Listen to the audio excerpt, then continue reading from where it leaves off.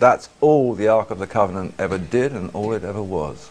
If you look at the construction of the Ark of the Covenant, it is no more than a model for every capacitor made today, whether it's a capacitor for lighting up street lighting or whatever.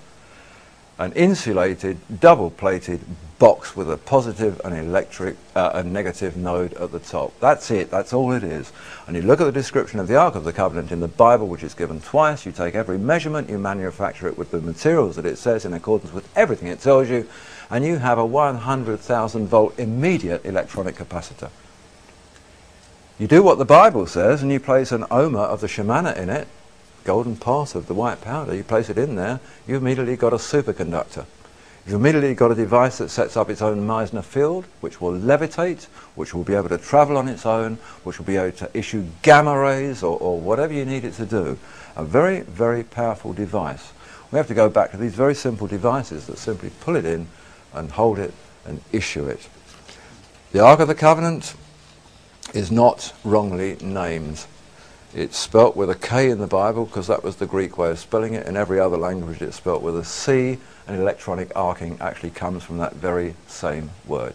So everybody's now working on all of these things. NASA has developed its Breakthrough Propulsion Physics Project. That's what it calls it. What's the Breakthrough Propulsion Physics Project?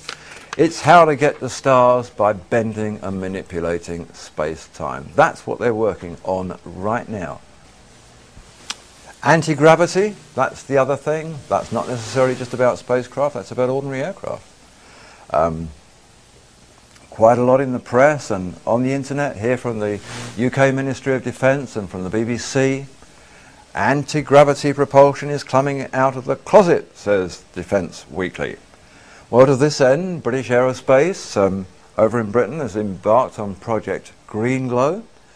Over here at the top secret Phantom Works in Seattle, Boeing technicians are working on Project Grasp. They're very, very similar.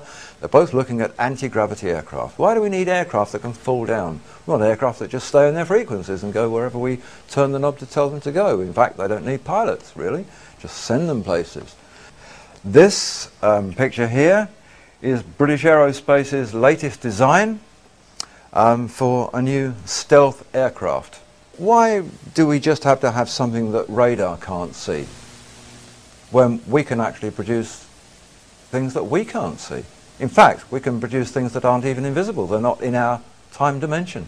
They've moved from our visible plane. Wouldn't it be wonderful if there was a stealth aircraft that simply left here and couldn't be seen by anybody because it wasn't there, because it was travelling in a different dimension and simply came back where we wanted it to be? Now, by the same token, on that basis, why couldn't ordinary aircraft, our passenger liners, travel in that same way? It doesn't have to be a bomber. It doesn't have to be that. You know, why can't we all be travelling in different parallel dimensions and getting to places in 5 seconds instead of it taking 11 hours every time I come over here?